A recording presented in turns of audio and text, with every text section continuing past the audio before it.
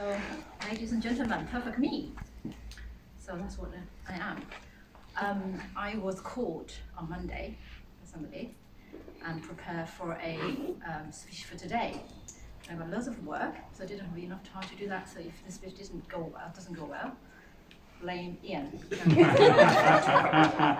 Okay, but at the same time, I'm very grateful because it just allows me an opportunity to answer my inner urge of expressing myself.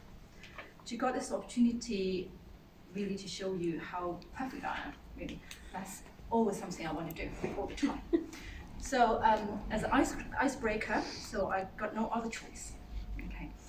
So firstly, I was born perfectly. I was firstborn in the family. Well, not really that way because, in Asian family, they want a boy, always. But I turned out to be a girl. But my dad is not one of those like really traditional parent that, he would say, no, you have to go back and come back as a boy. So I was really lucky that way. And then I was healthy, chubby, good eater, no fuss. So my parents loved me so much, and they think even my sweat smells nice. Okay, so here we go. And I just grown up very, from my opinion, very easy. But my parents got different view. Okay, so they were teachers. Especially my mom. She's very keen to give me the maximum, especially in education. People give name to those moms. That's tiger moms. But my mom is not a tiger. She is just a perfectionist. Okay, so she just wants to perfect of me to, through me to show how perfect she is as a mom. Okay, so I only remember that's one time, but that's typical. Okay, and I don't believe it's true, but I was told that way. I came back 98%. With my marks. My mom looked at me and said, "Where's the 2 points has gone?" And she literally shouted. And I was a bit scared. I was like, ow. And my mom helped me with her sticks. Well, that's legal that time. Okay, that's legal. So with her help, I was crying and I got it done. So I found the 2 points back. So that's fine, it's perfect. So very well. She helped me now and then through all my education. So I would say all through my education, I'm good. When I say that, I mean averagely good. Because when she helps me, I'm that good, very excellent.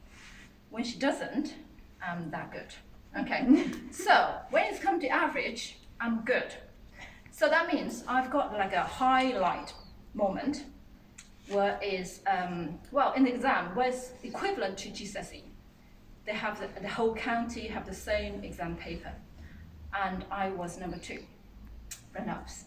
Okay, so the whole county. That's one of my highlight moments. Well, and even better, I decided I want to go to number 2 instead of number 1. Because champions, they always got a lot more hustles than the run-ups. And I don't want that. So I decided I want to go to number 2, and I did it. So that's perfect, isn't it? So through all this way that I graduated from a master's degree when I was 22. So it's, you're probably the same over here for the age. But in China, I was 3 years ahead of the others. So that's perfect. So from all these learning journeys, I found out. I'm sorry, I have to go beyond 50 minutes, I think. Let's go for that. Okay, I'm only just like 1/3. I learned that if you work hard enough, if you want to be perfect, if you have this desire, strong enough, you work for it, you will achieve it. So that's my belief that time. So I step out of the university and I have the whole world in front of me. And I know that I'm going to excel because I got this belief over there, very positive. As long as you work hard, you're going to achieve. So I went to the career pathway. I learned a few things. Okay, so after being taught a few lessons, I changed a little bit. If you look at my diary that time, for that period of time, which is in 2000, that year, okay, so it says, I can change the world, but I'm not allowed. That's not my fault. Okay, so what I'm going to do is I'm going to distract myself and looking for the perfect other half. I'm sure all ladies in this room, you got this romantic moment that you got the perfect image, with all these pink bubbles. So I've got, and the men, I think you probably imagine that you are one of those, because in my mind, I need someone tall, handsome, got enough money, not too much, but just enough for what I want to say. If I want to go for traveling somewhere, I don't have to worry about that. And more important, he loves me, and he only loves me. Okay, doesn't love any other woman. I think men, you probably want that, but except the last one, right? So you want, I don't know, but it's one of those things. Okay, so I picked one from those who invited me to cinemas and sent me flowers. It turns out he's not perfect. But he's the nearest. Okay, he's the nearest. Okay, so I thought, okay, as long as he loves me, the other little part, I can work on it. We can learn from each other and we can educate each other. Okay, so but it didn't turn out because I distracted myself again. So I was pregnant. My daughter comes out. And this little princess is even more perfect than me. Okay, I took a lot of photos of her. Well, she feels embarrassing, but I think it's just lovely. And I found that the photos with her, like runny nose and there's like dripping over there. But I think it's lovely anyway. So she's perfect until the moment that when she come back with her report, 80%. Okay. Well, I was told in this country 80% is really, really good. And also I've learned a few lessons that I can, I can be imperfect, okay? And everyone can be imperfect. I think, accept that, but I still went to her and said, we're done, 80%, that's really good. I know you're probably number one in the class. Can we just sit down and talk about how we can do with that 3%? But I was really like doing gentle way, so she accepted that, but that shows that I've changed, right? I learned a few lessons. So that was really good. And then my son just invited himself. It's a very nice surprise though, but I didn't really plan for that. So then, okay, go for that. Okay, just, in life you just have different surprises, just go, accept that and come on, keep calm and, get on with your life. So after everything's settled down, okay, I think life is just so peaceful. I'm happy, I'm just right age. My husband got right salary that time. My daughter is just lovely age. No worries. I feel a bit bored. I'm always looking for challenges. And here it comes. My son is autistic. But, okay, that's good. I can do something, just show my expertise, because my first degree was in education. I can just show me, show everybody how perfect I am. So, here we go. I went to do research. I learned all the psychological, reports and therapies and everything, really. Recruit volunteers, do the works and everything. It didn't work. He doesn't look at me in the eyes. There's no eye contact at all. Doesn't matter how hard I'm working, God just move one finger, things just go wrong, and there's no remedy over there. So I turned to God. I went to church, read all the Bibles, prayed. I just want him to be slightly better, to look at my eyes, and to be able to pick up a little bit of skills of cognitive skills, like knowing the numbers, not bang his head, not smear his poo on the wall, Well, it didn't work because when I asked, I probably asked the wrong thing. I asked God, I said, well, I want a cup of tea. I don't have time for that. I won't have time to wash my hair. Jesus answered me in my prayer, okay? And he said, I'm going to send some over with a bottle of milk, so you can make up your cup of tea. And you can wait for your husband to come back so you can wash your hair. It's good, but I'm spiritual. I can't just go there. I can deliver messages. I can give you information. I can remind you, but you got to deal with all this because you are strong. You are perfect. Okay, so here we go. And really what I want is, please take him away for a week so I can have a break. But that's not Jesus can do for me. So I turned to something else. I went to China. I went to this Buddhist temple. I don't know if you've been one of them. You chanted all the scripts. Okay.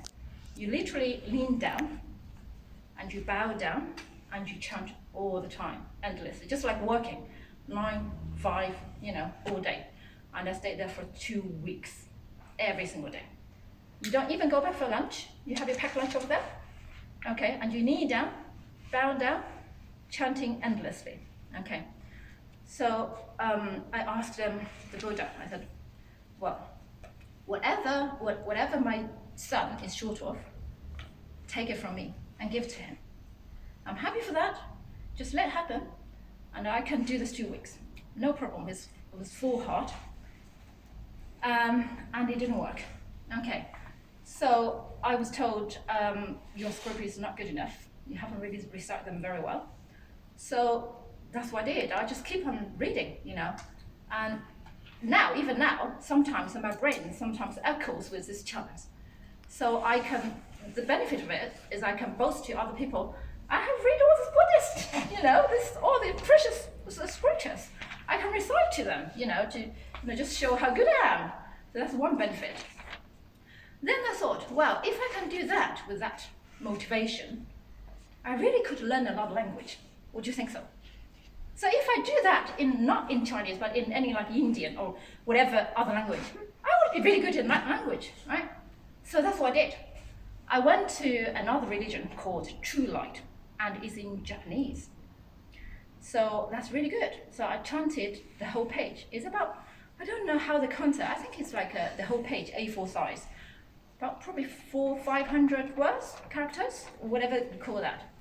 So I didn't really know what it means, but they've got all this pronunciation help around. So I spent my 2 weeks just to make sure that I know every line of it, recite the whole thing. And this time I asked God, take my life. Make sure my son can really say a few words, not too many, probably up to 50. Then I'll be happy. You can take my life for that. But it didn't happen. Okay, so that's really, really challenging, isn't it? So I think I can't handle it anymore. But you just don't have anywhere to go, for like help or resort. So I was like a headless fly, really, like just going around the room and can't find a way out. And at that time, I got, I need to use the word, collaboration of, is that right? Conglomeration of all emotions. Okay, anxiety, despair. I argue with my husband. No, he's not lovely anymore. I shout. I'm not that kind of gentle, softer, peaceful young lady I was used to be. And then it just got all this, you probably can imagine. I mean, everyone got different, hardships. And that time is really, really my edge of it. And I knew I only need a trigger to collapse. And I had it, fortunately, so it happened. One day, I took my son to this church playgroup, and he was trying to touch another baby. And the mom looked at me with that look, and then, protect his own baby, looked at me. She didn't say anything. I just burst into a cry. I couldn't hold it anymore. I think it's just like, I was trying so hard to hold all the pieces together, But one day it just bursts, and it's all shattered. All the water in the tank splashy everywhere. You can't get it back. And that's what it's like. I cried for 2 hours in public. That never would imagined by any of my friends or family of me, because they think I'm really, really strong. Okay, but that's what happened. So I cried for 2 hours, and I couldn't gather myself back for ages. So I think that's my really, my bottom, So my view, my very positive view always, being like, believe in the world is wonderful, it's beautiful, everyone is helpful. My value has changed. I think it's a world full of hatred. It's a world of like helpless, and there's no point, there's no hope. It's like you're in the tunnel. It might be bright for other people, but for me, it's all black. And I know there's some people in the tunnel as well, but I feel I'm just on my own. And it's all black, you can't see anything, you don't know the direction. You know in heart there's a direction, but you don't know where is it. So struggling so much. You don't want to do things, you don't have motivation to even eat, So I thought, well, I can't really get on like that, because no one's going to stand up for my children if I'm not the one to get out.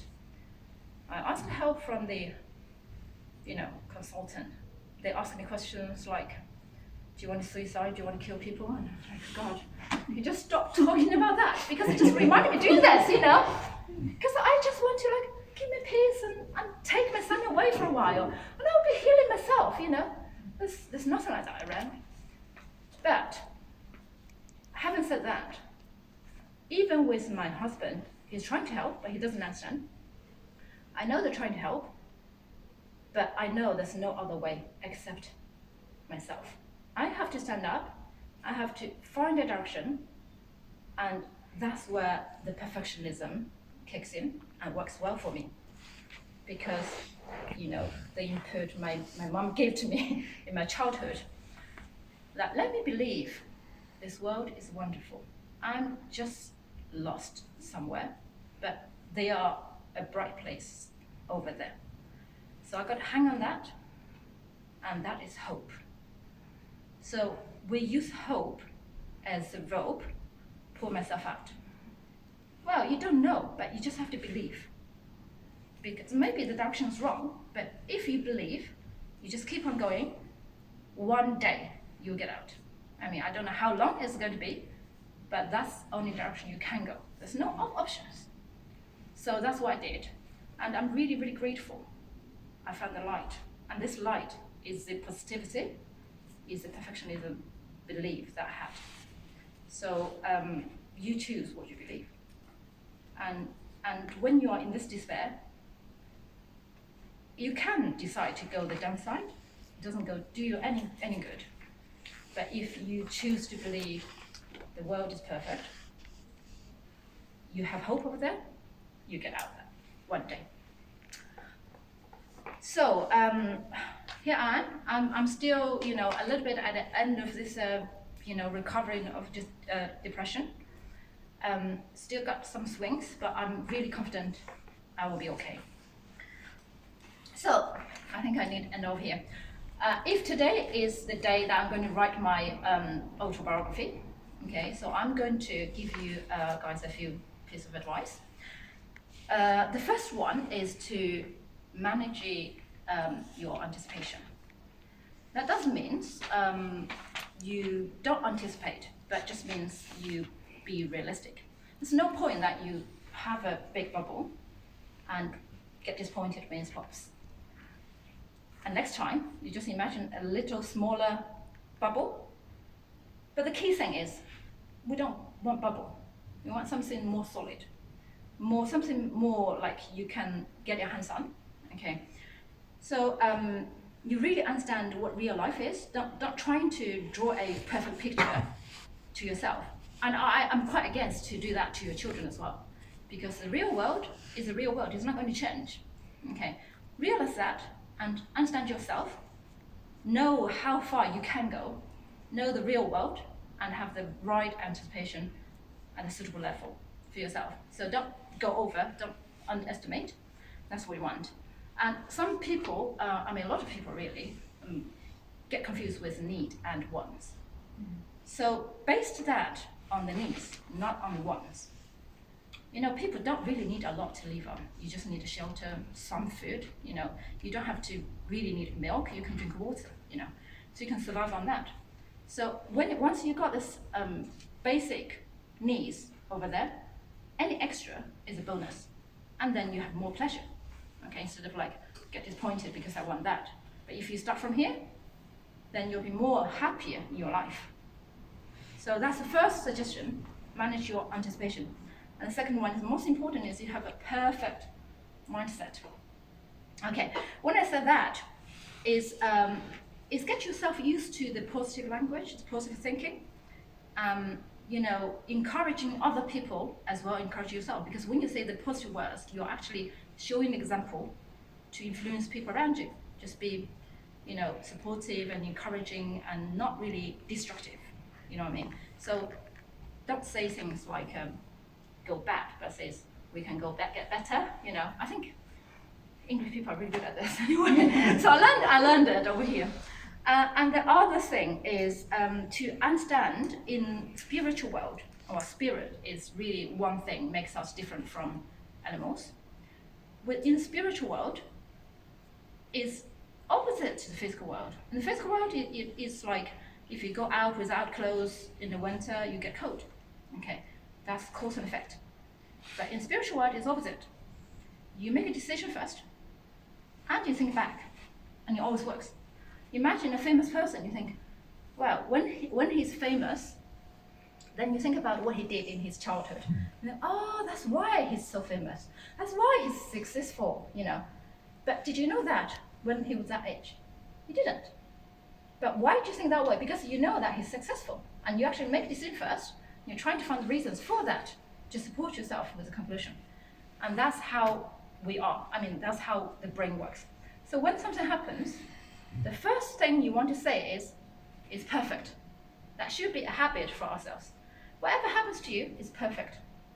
If a shit just drop on your head, you say it's perfect. Why? You can use this as fertilizer. Your mind will find a reason for that. Okay, and you think, oh, that's really fantastic. I didn't know about that. But as long as you start to tell yourself everything's perfect, then it's going to be perfect. Okay, so that's really, really good advice for that. I think you probably had enough of me. And